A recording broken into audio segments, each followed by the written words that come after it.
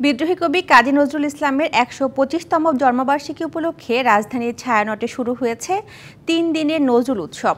উদ্বোধনী আয়োজনে গানে, কবিতায়, নৃত্য, ছন্দে বিদ্রোহী কবির প্রতি শ্রদ্ধা জানান ছায়ানটের শিল্পীরা।